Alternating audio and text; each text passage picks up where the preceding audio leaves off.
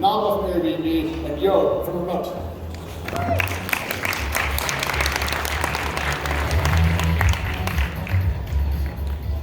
Hello. So, as many of you know, one of the hardest things as a founder is probably to choose what to prioritize. You know there are things you'll need eventually, but the problem is when and which ones. So that's why it's great to hear from companies that are further along in their journey, because they know what paid off. They know what they wish they had done sooner. And that's the conversation I want to have today with Nava and Yo. So Nava, you actually had an announcement this morning from Airbnb that is going to have verified listings in 5 markets, summing it up. But the question I have for you is, do you wish you had done this sooner? That's a great question. It's important to remember that Brian and Joe started Airbnb with an air mattress in their living room in Rush Street. And at that time, and again, quick show of hands, how many of you here in this room are startup founders? Wow, that's a lot. And so when you ask yourselves, like, which is your trust and safety team, probably many of you are your trust and safety team. And so when they started, similar to how maybe many of you have started, you were busy thinking about your product, you're thinking about your market, your product market fit, revenue cost. It's hard to think at that time about what could go wrong. But we are in the business of belonging and connection. And belonging and connection, as a purpose of the company, cannot exist without trust. And verifying a listing, making sure that when you are booking that reputation with Airbnb, the place that you book, it is a real home. And it is in an accurate location. And the host who is advertising that place actually has access to it are the 3 most critical things. So we will be verifying that. We have always had anti-fraud technology that we would monitor from the back end, but now we are announcing that in a big way in our top 5 countries, and you will start seeing verified listings. Batches starting to appear in February, and then in 30 more countries, starting fall of next year. And just following up on that, maybe that one was harder if you had tried it a few years ago. I mean, does technology change the way it looks on the inside? That's a great question, and here is the best part about this world of trust and safety is it never stays constant. Technology is evolving, fraudsters are evolving. Safety incidents on the platform are very, very rare. You will find that 99.9% of people in this world are actually really good.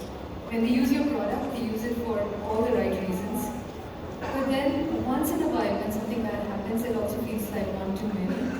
So, back in the day, we have always had like fraud software. We've always been testing for patterns, checking for fake reviews, testing to make sure that the pictures are real. We recently also talked about identity verification globally for our guests and hosts. But I think what we are realizing is that it's not enough to have technology in the shadows. We actually need to make sure that in order to truly build trust between the users of your product as well as in a marketplace, your sellers and your buyers, your hosts and your guests, have something very visible, very tangible that they can touch and feel in order to build that trust. And so verified listings is that opportunity.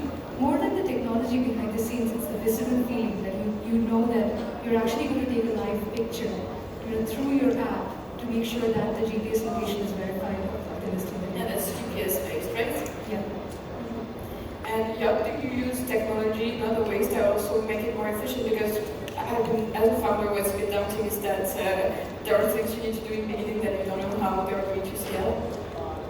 I mean, for us, if you think about these kind of subjects, we started out not using any technology, very much like Nava was saying in the very beginning of when we started our business. Everything was done by hand, and we were our own verification and operations team. And but the way we built our company was specifically so that, and the whole thesis upon which we founded the company was that if we do a really good job and we can control all factors, or at least we have all factors in-house that allow us to deliver our service, then over time we'll be able to automate things. And how do we automate things? We use tools like machine learning or sometimes very simple things. And to us that ultimately makes the business very, very scalable. But for us it was mostly just focusing on what causes the most pain to our internal operations team, what causes the greatest headaches for the most amount of time. Let's try to fix that above everything else. Ruthlessly prioritize and then go from there. And I guess maybe I was naive, but I guess when we started, I wasn't expecting that remote jobs would become such a scam, for instance, and also follow fast candidates. I mean, it's on both sides, so that's a bit scary, right? Is there any AI involved in these type of roles? The fact that there are people having multiple jobs. No, not that. That's another topic. No, the fact that people are advertising jobs that don't exist or companies that don't exist. Yeah, I mean, we luckily don't face this a lot, right? And the reason we don't face a lot is because we verify the existence and like actual financial ability of companies to be able to hire somebody in a given location. So yeah, we usually don't actually interact much with those kind of companies. Of course, it still happens. We still get quite a few companies, exactly like Nana was saying, right? It's majority of people, majority of companies are real, but you have to figure out which ones are not. In our case, luckily, we don't have to worry about physical infrastructure and things happening in the real world, and it's mostly, this is actually just pretty easy for us to figure it out. And so, you know, if you get employed through remote, it's going to be with a real company. There's no fake company there. We have seen fake people. That has happened, but again, like we verify somebody's identity, and that's pretty quickly solved. Yeah. I guess one of the issues, even at the size of Airbnb, you said there's little fraud, so you have that much data to train ML on, and as a startup, of course, you don't have that size of data sets, and I think one of the way you do it is to look at good data. Is that what you say, good behavior? I was curious how you would recommend for a startup to train their ML system. Well, thank you. That's a really good question. Okay, for a startup, I would actually recommend, and even if you're not a startup, like AI for the sake of using AI is never a good idea. I think you start off with your why. Like, why are you here? Why are you doing what you're doing in the first place? A great example, and for those of you who have read CNBC, you'll probably see my name in the headline, Airbnb's official party pooper. But the story there is really interesting. Like when the pandemic first started, we actually found that people started to throw unauthorized parties using Airbnb because bars and hotels had shut down. And we didn't really know how to solve the problem right away, but we started looking at the data that was available, and it was not that many because these parties were far and few in between. But when they did happen, it broke trust with our hosts who had opened their homes up to strangers. So when we looked at all of these party incidents, we started finding some common patterns. It was usually a really young user booking an entire home for one night, during a party weekend. They had probably just created their account, had no history on the platform, it was a last-minute booking. And you would say that, again, as a mother of teenagers, these are usually signals that you get really smart about. You don't need to be a data scientist to figure that out. But then you have to do this at scale. We are a platform that has now welcomed more than 1.5 billion guests who have stayed on Airbnbs. We have 4 million plus hosts, we have 7 million plus listings. At this scale, when you have to monitor for these signals, it gets really hard. But we didn't start with machine learning. We just looked at, over a period of a year, all of the incidents that had happened, and what were the common factors. And once we found those factors, we actually built a simple heuristic rule to say that anytime we see someone under 25 booking a listing really close by for one night during a holiday weekend, let's redirect that listing to a hotel or a private room. But over time, people got smarter. They started bypassing. They would get an older friend to book. Instead of booking for one night, they would book for 3 nights. And that's the name of the game. And that's when we started replacing with machine learning. But then to Anna's point, machine learning is as good as the data. And often, sometimes with these kinds of cases, for trust and safety cases, you have very little data. But we flipped this problem on its head. We actually have a lot of data about our good users. If 99.99% of people are good, we know what good behavior looks like. We know that you check in on time, you check out on time, you leave reviews, you leave your listing really clean, you book in advance, you probably have a lot of history on the platform. So we have started working on understanding what great behavior looks like and combining that with our risk models, and that actually makes us a lot smarter. But I would say first identify the problem, and then first build a simple rule and learn. And once you have learned, then iterate by using machine learning and then get sophisticated over time. What are your thoughts on that? Yeah, I think our case is very different, right? We have a much lower volume of people. I think one of the things that we are seeing is For us, it's not about behavior in the sense of how are you using our platform. The one thing that we have to learn to deal really well with is looking at financial data. For example, in our platform, we make it possible to pay people a salary, to give them a bonus, for example. And one of the things we learned very early on is that if you are a normal employee or a normal employer, you're likely to give somebody a bonus at some point, and that bonus will be anywhere between, let's say, 5% to maybe 100% of your annual salary in extreme cases. And what we found is that when there were fraudsters, of which we have to face many, those would be much more extreme. And so we've had cases where, we saw bonuses of hundreds of thousands of dollars coming by that then we had to approve. And I think in our case, the interesting thing here was that in some cases those were real. There were people getting really big bonuses and being really happy. So we had to find ways to identify on one hand what are transactions that are valid and let's not obstruct those because we want to process them really, really quickly, right? We want to reward good users to great service, and which ones are clearly fraudulent. And then there's a bunch of them that fall in the middle. For us, it end up meaning that, sometimes we have to call somebody. Say, did you actually mean to send somebody a bonus of this size, or did you actually mean to give somebody a promotion of this kind of salary? And that is something that we continue to learn and to figure out how to do effectively. And did you wait for these problems to happen to realize that it would be an issue, or did you anticipate some of this? I mean, it would be great if I had anticipated it, but the honest reality is, no, we hadn't anticipated how quickly it was. I think one of the things that we learned really quickly was, anytime we would make a change in our system that would either cut out fraudulent users or make it easier for new customers to come in, that would immediately be tried to be exploited by somebody. So exploitation was always one of the first things that we would catch on after any kind of change that we would make. And so it's a bit of you can anticipate certain things, but on the other hand, you also want to make it easy for existing customers and new customers to onboard and to do stuff. So some of it is very reactionary, no choice. But just to make it maybe more actionable for the founders, then does that mean that if you know that every time you make a change, problems happen, then you don't push on a Friday, or what's the equivalent for that?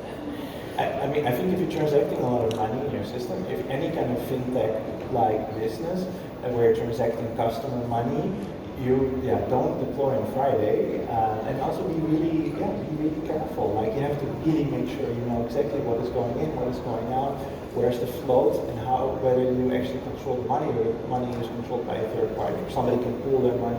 There's a lot of things to think about, and there's this joke which is you think that building a fintech is all this really cool stuff, but you end up spending most of your time working on KYC and KYB problems. That sort of is the reality. But I wish to build on what Rob said.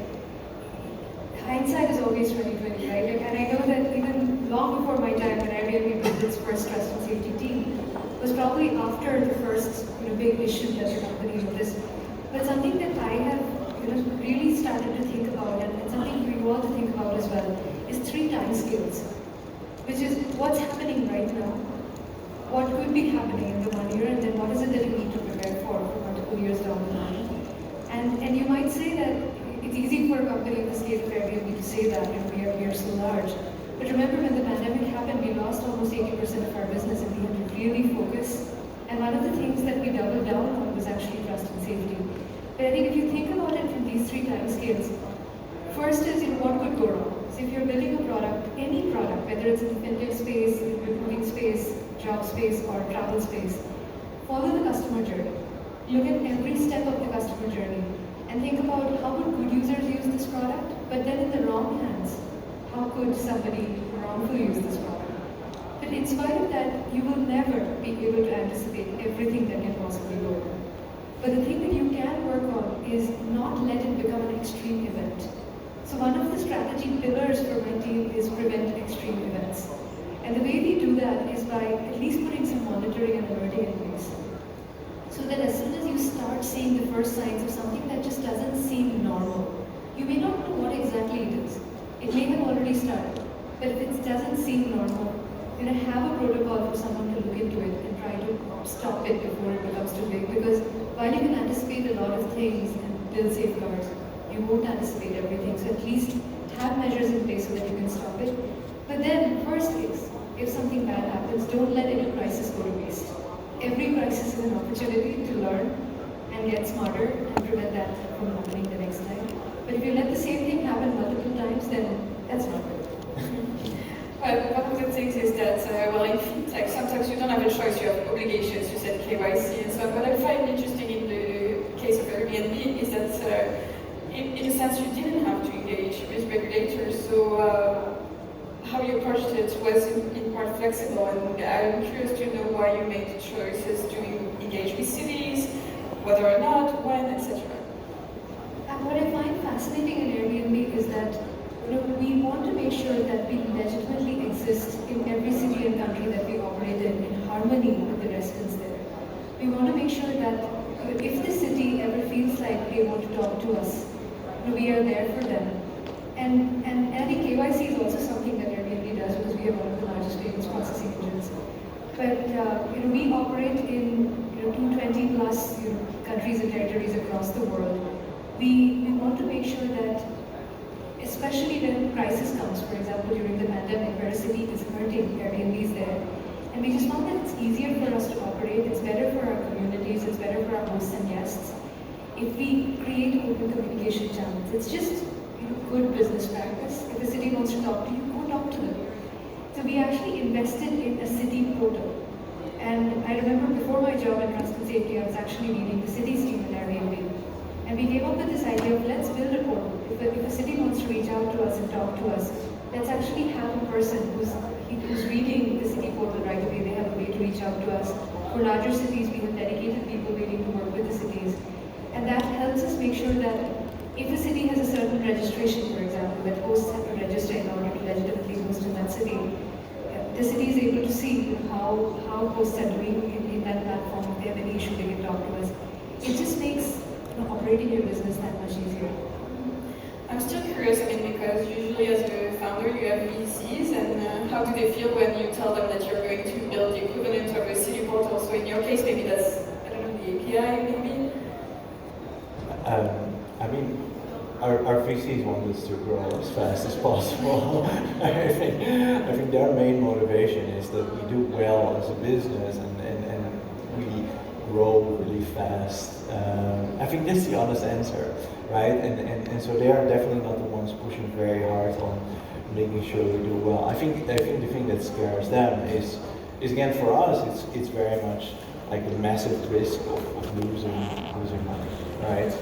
Processing, I don't know, billions of dollars in payroll, for example, through our API, and then being at risk for losing that money, or being, in our case, being liable for the salaries of thousands of people, and maybe not having the funds in place to have them. And in our case, again, like it comes down to being extremely diligent with who we are working with, and not much more than that, right? Like, and so one of the things that we started to do over the past 2 years is we started to set really specific controls for not only what kind of companies do we want to work with, so we actually reject a large part of our customers, but also depending on the risk profile of the customer, we might set certain limits by default on those accounts, and that helps protect us as a business. Ultimately, also helps protect them as a business and provide sort of a safety net for the business as a whole. But that's really it. VCs, they just care about the company growing. That's really interesting. Actually, you mentioned also your customers, and I was thinking the fact that they come to us, to you, means that they're not taking shortcuts with their operations because they want to do it right and legally, but you probably also see lots of other companies that hire all over the world without a proper structure, right? So one of the things that we've been seeing a lot is that companies decide to massively hire contractors, where they really should be employing employees directly, right? This is called misclassification, and this is a thing that we actively help prevent because the risk is very big. The risk is very big for the employer because they might face certain fines. But to me, the thing I always care about is the risk for the individual who might have, adverse consequences to the fact that they're being misclassified in all sorts of ways, very dependent on the place where they are. And so what we do, and we sort of have this internal policy, which is we're always compliant and we make sure all our clients are compliant as well, and we never take shortcuts.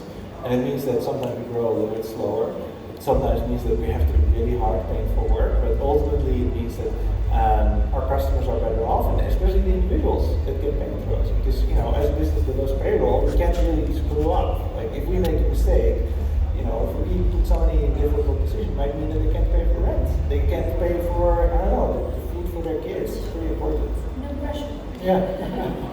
I mean, as a public company, it doesn't have the same trade-offs, but is there still balance to find in terms of when you do the right thing, when you wait? Doing the right thing is probably not a choice. But we have to do the right thing.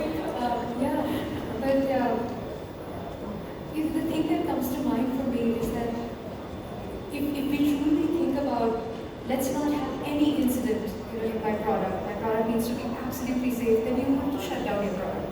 It doesn't work that way. I mean, you always have some amount of risk, especially in a marketplace product where you have buyers, sellers, you have hosts, guests.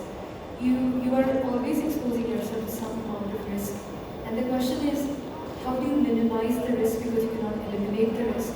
So I would always say that when you're starting off, I think it is okay to focus on making the product the most beautiful product that your customers will love. And then trying to anticipate as much risk as you can. And then constantly looking at the trade-offs, which is how much friction is too much friction, which will start impacting good users as well. And the way we actually do it is we are measuring. And even before we build a product, we think about how are we going to measure success, how are we going to measure risk, how are we going to measure good user impact when we try to prevent that risk from happening. And that way you can look at a balanced scorecard and you can try to make smarter decisions moving forward. But in your case, pretty much you have competitors, so how do you feel about some of the choices you were making? Did you feel like you were losing ground compared to some of the decisions they weren't taking, like in terms of, I don't know, being present country by country or things like that? I mean, in some ways. I mean, I think early on when we were starting, we said, we're only going to run our own infrastructure. We're not going to depend on third parties. And it meant we expanded much slower, and we gave up quite a few customers because of that. But we knew that the alternative was not a very good alternative, which is that you provide a weaker service, a weaker product. And ultimately, I think if you build a company, and if you start to think about building a product, should you care about whether you make a lot of revenue as quickly as possible, or should you care about building a great product? And I think we always chose for building a really great product that really served our customers. And I think if you have a really firm belief in your strategy and your vision, and you're willing to do things long term, then it's okay to give up on the short term. And this is something we continue to do today. I still think that for us it still feels really early on. It still feels like day one, making a lot of long-term investments, and those will pay off eventually, even though I sometimes have to hold my breath for longer than I wanted to. But yeah, for sure we gave some up early on. But again, I don't regret any of it. And when did you start feeling that it was paying off? Did you have to wait a long time for that sensation? Yeah, I mean, for some things it took until now, or we're still waiting for it. But in quite, I think, over the last 2 years or so, we've been only doing business for 3 years, so but it took at least a year for some of these bets to start paying off, and some of them only pay off now. So it took several years. We built a company 4.5 years ago, first sale 3 years ago. So yeah, it took quite a while, and really painful, really painful. But by now it does feel like, we made the right decision, because the business was exactly as we hoped it would be, which is we have everything in control. There's no fires, and our customers are exceptionally happy. I think that's the best place you can be as a business. And then I think you have an interesting perspective because you joined Airbnb as an outsider. So how did you find things where you were actually going to look at that some decisions were made before you joined, whether some urgent decisions to make? Yeah, actually I would love an audience poll to actually answer your question a little bit. How many of you have used Airbnb? Lots of hands. How many of you used Airbnb 10 years ago? That's what I'm talking about. This is the journey, this is the scale. So I joined Airbnb 4 years ago, and if I was sitting in the audience and answering this question, my hand wouldn't have gone up either. 10 years ago, or even 4 years ago.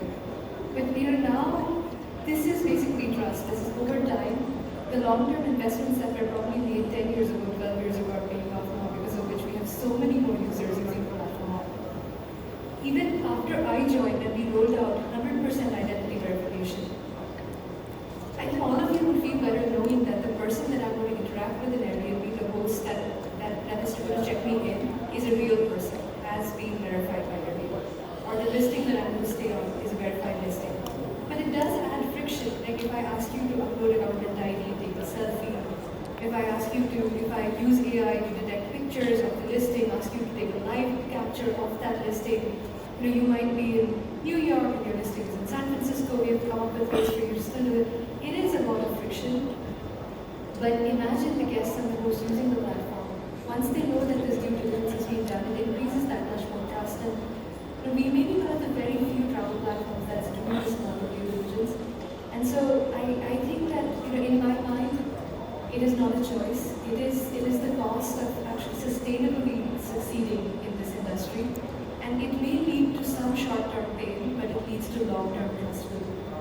Since you touched on ID verification there, we talked about trust and safety, but I think privacy is also a huge concern for users. So how would you address that in the beginning, when we're just beginning and maybe you don't have the right? I think something that I have really learned in my time at Airbnb is we have our chief privacy officer, a dedicated privacy team. We have also invested in, even during the early times of Airbnb, in our dedicated anti-discrimination team. Again, these don't have to be large teams, but there are probably some common sense principles to be followed, which is, there's a lot of AI being used, and even before LLMs and generative AI became such a cool thing and everyone's talking about it, we have been using AI and ML for a really long time. We have to be really careful about the data set that's being used to train these AI models. But I think where our privacy principles come in is we make sure that there are 4 principles that we are constantly following. And no matter what your size is, these are evergreen principles, which is the principle of transparency. Be transparent to users about how you're using their data. The control, which is users are giving consent and they have complete control over their data. And at any given point of time, they can choose to remove any part of the data. And that this data will always be used for the user's benefit. It will never be used for sale. And then lastly, this data will be treated with utmost security so that the user doesn't have to worry about that data getting breached or compromised in any way.